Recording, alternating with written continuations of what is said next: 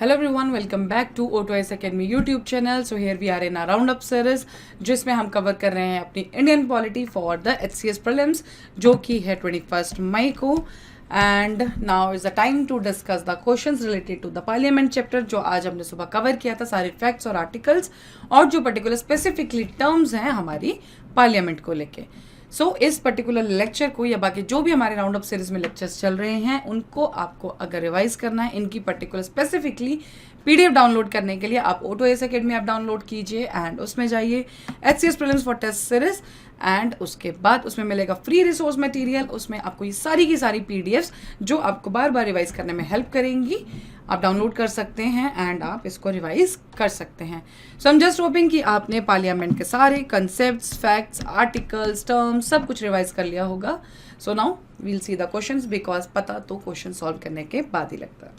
Okay, the term of the Lok Sabha, particularly the question ask about the Lok Sabha की term के बारे में, can not be extended under any circumstances. मैंने आपको पहले भी बोला जब भी कोई ऐसी एक्सट्रीम स्टेटमेंट आए तो just give a thought to it. Can be extended by 6 months at a time, can be extended by 1 year at a time during the proclamation of emergency या none of the above. So whenever you sin, अगर आपने लोकसभा की जब हमने term के बारे में बात की थी तब भी हमने डिस्कस किया था, प्लस अगर आपने इमरजेंसी चैप्टर किया होगा तो भी you know the answer. So answer is C. जब नेशनल इमरजेंसी लगती है तो उस टाइम पे आप लोकसभा की जो टर्म है उसको आप 1 साल के लिए बढ़ा सकते हैं. For election to the Lok Sabha, a nomination paper can be filed by. बात किसकी की है? लोकसभा की. Anyone residing in India, a resident of the constituency from which the election to be contested, any citizen of India whose name appears in the electoral roll of a constituency, any citizen of India.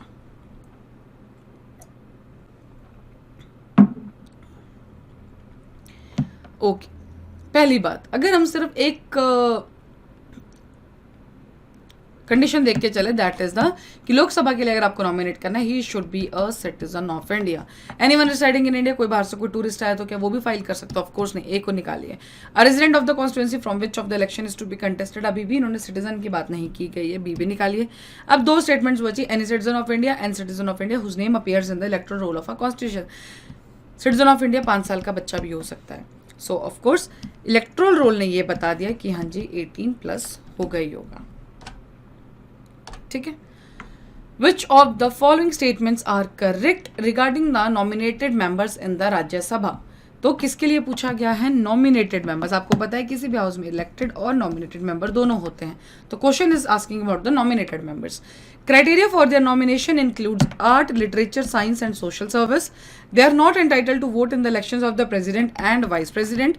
They are exempted from filing seats under the Representation of the People Act of 1951. अगर आप इसको second statement को भी देखेंगे तो भी आप लोग इसका आंसर दे सकते हैं, क्योंकि इलेक्शंस की बात की गई है तो प्रेसिडेंट में नहीं होते हैं, लेकिन वाइस प्रेसिडेंट में नॉमिनेटेड और इलेक्टेड मेंबर दोनों वहाँ पे इलेक्शन में बैठे होते हैं. सो सेकंड स्टेटमेंट को निकालो, एलिमिनेट करो, आंसर क्या बचा? बी. ठीक है. वैसे भी आपको पता है यही हमने ग्राउंड से जिसमें हमने पढ़ा था कि नॉमिनेशन किस बेसिस पे होगा. ठीक है. और they are exempted from filing assets under the representation of people act 1951. So अगर आपको ये नहीं भी पता था तो भी आप इसको एलिमिनेशन टेक्निक से निकाल सकते थे. With reference to the speaker pro tem, अब देखिए हमने प्रोटेम स्पीकर पढ़ा था. Consider the following statements. He or she is appointed by the president of India. He or she presides over the lame duck session of the parliament. According to the constitution of India the senior most member of the Lok Sabha is appointed as the speaker pro tem. ये term ध्यान से पढ़ो, इससे भी आपका answer आ जाएगा. So answer is A. Why? Constitution of India में ऐसा कुछ भी मेंशन नहीं है. तो अगर हम थर्ड एलिमिनेट करते तो 2 तो निकल गए.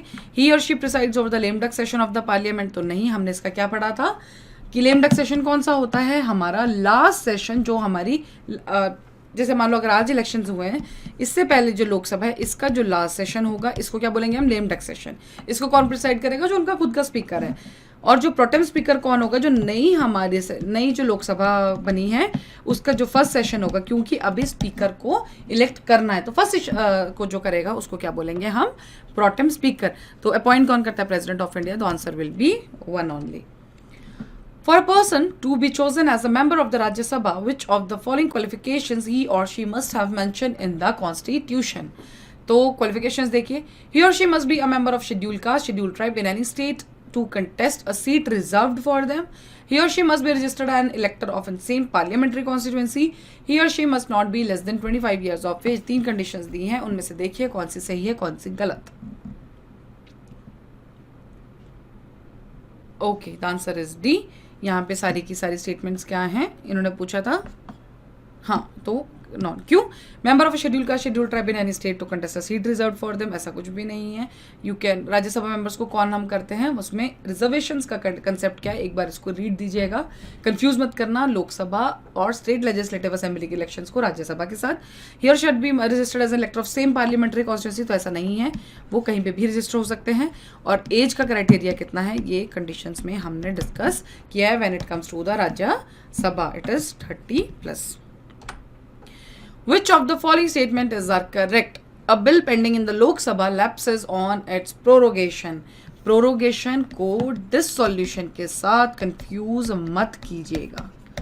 अगर आप इतना भी याद रख लेंगे तो क्वेश्चन गलत नहीं होगा. A bill pending in the Rajya Sabha which has not been passed by the Lok Sabha shall not lapse on the dissolution of the Lok Sabha. Now the word dissolution, तो दिमाग लगाने की जरूरत इसमें है कि ये सही है नहीं. फर्स्ट वाला तो वैसे ही नहीं होगा बिकॉज प्रोरोगेशन के साथ बिल्स का कोई मतलब नहीं है. तो हाउस अभी भी सेशन में है, सिर्फ एक पर्टिकुलर सेशन खत्म हुआ है बट हाउस तो बैठा है ना, तो फर्स्ट तो गलत है. नाउ जब हमने बिल्स डिस्कस किए थे तब हमने दो तीन चीज़ें पढ़ी थी. 3 चीज़ें पढ़ी थी प्रेसिडेंट के लिए, अगर बिल के लिए ज्वाइंट सिटिंग बोली है या असेंट के लिए वेटिंग है या रिकंसिडरेशन पे है. 3 चीज़ें तो ये थी. एक हमने पढ़ा था कि राज्यसभा में भी पेंडिंग है, लोकसभा में भी पेंडिंग है, मतलब कोई बिल राज्यसभा ने स्टार्ट किया और वहाँ पर भी पेंडिंग है तो वो लैप्स नहीं होगा, तो answer will be B. So this is the type of a question जो हमने जो हमने कल सुबह डिस्कस किया था बिल के पेंडिंग के ऊपर कि कौन सा बिल लैप्स होता है डिसोल्यूशन में, प्रोरोगेशन में नहीं होता है. President of India can summon a session of the parliament at such a place as he or she thinks it. The Constitution of India provides for 3 sessions of the parliament in a year, but it is not mandatory to conduct all 3 sessions. There is no minimum number of days that the parliament is required to meet in a year. You have to tell me a correct statement कि इसमें से correct क्या है. बहुत easy question है, लेकिन अगर आपके फैक्ट्स जरा सा भी हिले हैं कंसेप्ट तो ये बहुत टफ क्वेश्चन है. ओके, तो सेकंड स्टेटमेंट देखो, the constitution of India provides for 3 sessions of the parliament. बिल्कुल भी नहीं, कॉन्स्टिट्यूशन इसके ऊपर कोई भी बात नहीं की है कि कितने सेशंस होंगे या नहीं होंगे.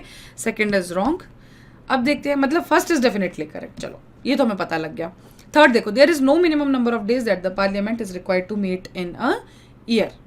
सो आंसर इज सी, क्योंकि पार्लियामेंट ने सिर्फ इतना बोला है कि 6 महीने से ज़्यादा डिफरेंस नहीं होना चाहिए, लेकिन आपको कम से कम इतने दिन मिलना ही मिलना है, ऐसा कभी भी नहीं बोला है. गैप 6 महीने से ज़्यादा नहीं होना चाहिए, बस इतनी ही बात की गई है. Which of the following statements are correct? अच्छा, this is a repeated question, let it. In the election for the Lok Sabha or State Assembly, winning candidate must get at least 50% of the votes polled to be declared elected.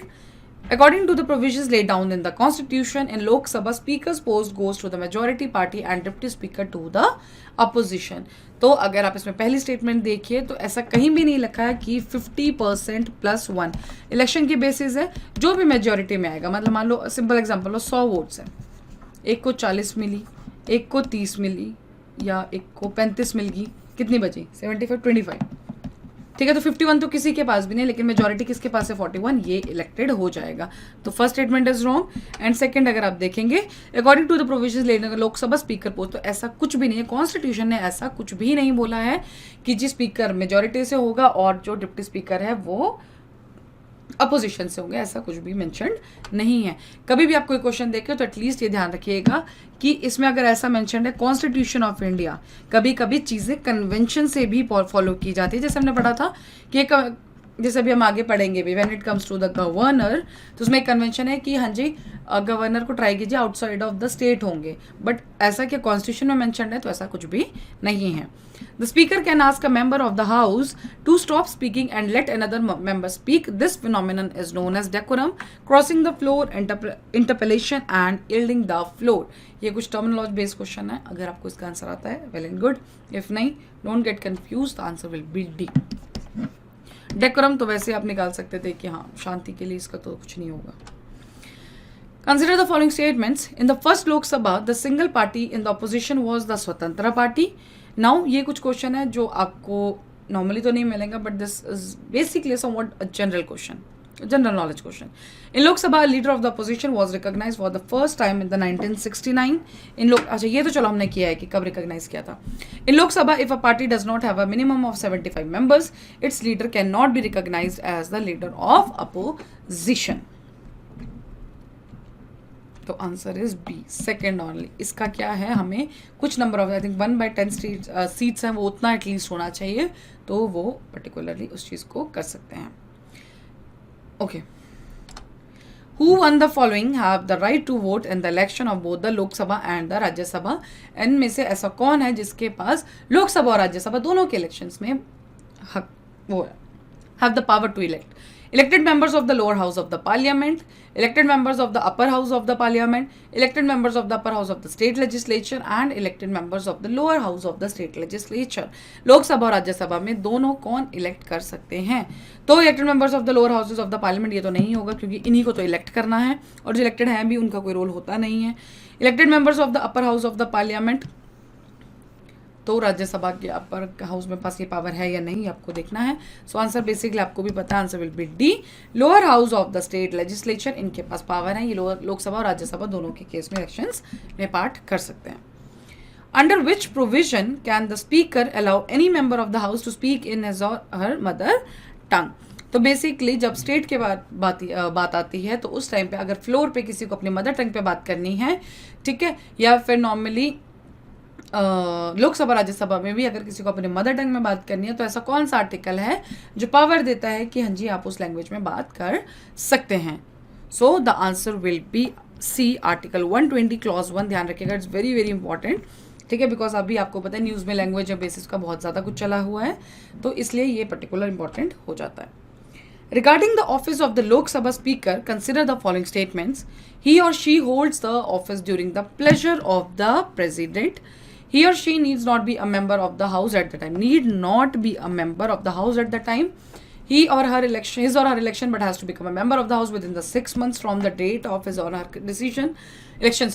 If he or she intends to resign, the letter of his or resignation has to be addressed to the deputy speaker. आपने इसमें से बतानी है कि इनमें से correct statement कौन सी है. So the answer for this particular question is B only. अब इस पर्टिकुलर स्टेटमेंट को सेकंड पे पहले आते हैं, इसको कंफ्यूज मत कीजिएगा क्योंकि लोकसभा का जो स्पीकर होगा वो मेंबर्स में से ही कोई बनेगा. 6 मंथ्स वाला कोई ऐसा कंसेप्ट मेंशन नहीं है. एंड पॉइंट इज, ये हम हमेशा पढ़ते हैं कि पहले लोकसभा के मेंबर्स बनते हैं, फिर उन पे से एक 10 लोगों का चेयरपर्सन का एक ग्रुप बनता है, उसमें से कोई स्पीकर हेड करता है. So second is wrong. Next is first, he or she holds office during the pleasure of president. ऐसा नहीं है, अपॉइंट जरूर करता है, लेकिन रिमूवल का आपको भी पता है कि देयर इज अ स्पेसिफिक एक प्रोसीजर है जो फॉलो किया जाता है इनके रिमूवर के लिए. Who preside over the joint sitting of the parliament. Easiest question. Joint sitting की बात की गई आर्टिकल 108 में, एंड हमने बार बार डिस्कस भी किया है कि ज्वाइंट सिटिंग को हेड कौन करता है, हमारे स्पीकर ऑफ द लोकसभा, और अगर ये नहीं है तो डिप्टी स्पीकर, और अगर ये नहीं है तो don't say chairman, it is the deputy chairman है जो इनको हेड करेंगे. Consider the following statements. The Constitution of India provides that the Rajya Sabha shall consist of not more than 250 members chosen by a direct election from territorial constituencies in the states.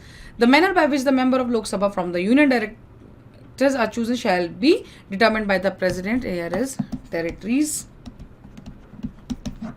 determined by the President. Answer बोलिए. पहली बात तो आपको पता होना चाहिए कि राज्यसभा का जो इलेक्शन है वो कैसा होता है, इनडायरेक्ट इलेक्शन. फर्स्ट तो गलत, दोनों ही गलत, ठीक है. फर्स्ट तो मतलब डायरेक्ट इलेक्शन पड़ते ही it should be removed. The manner by which the members of Lok Sabha from the union territory shall be determined by the president. तो ऐसा नहीं है कौन डिटरमिन करता है, या तो वहाँ पे इलेक्टेड पार्लियामेंट के पास पावर है. हाँ, तो Rajya Sabha shall consist not more than 250 members chosen by the indirect election. The manner by which the members of Lok Sabha from the union territories are chosen shall be determined by the parliament. ध्यान रखिएगा, president के पास piece progress के लिए related power होती है, लेकिन when it comes to the members जो elect करेंगे आप उसके लिए, उनमें पावर किसके पास है? Parliament.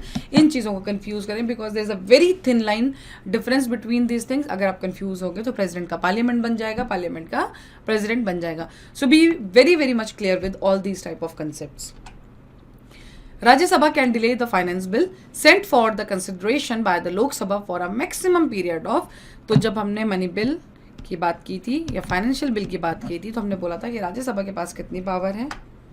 So it is 14 days। Which of the following constitutional amendment restricted the size of the Council of Ministers to 15% of the total members of the Lok Sabha? तो ये हैं कुछ अमेंडमेंट्स। अब अगर आपको याद होगी अमेंडमेंट तो वेल एंड गुड, अगर ईयर याद होगा तो भी दो में कंफ्यूजन है, क्योंकि ये हमने डिस्कस किया था कि काउंसिल ऑफ मिनिस्टर को बोला गया था कि 15% से ज़्यादा आप लोग नहीं होने चाहिए रिलेटेड टू किसके? लोकसभा के मेंबर से। तो ये जो अगर आपको याद है तो अच्छी बात है, नहीं याद है तो answer is 91st constitution amendment act जो आई थी 2003 में। In election for Lok Sabha or State Assembly, winning candidate must get at least 50% of the votes polled to be declared elected. Again, a repeated question, I think. हाँ, so इसका answer आपको पता है, इसका answer क्या है? D. दोनों ही statements गलत थी।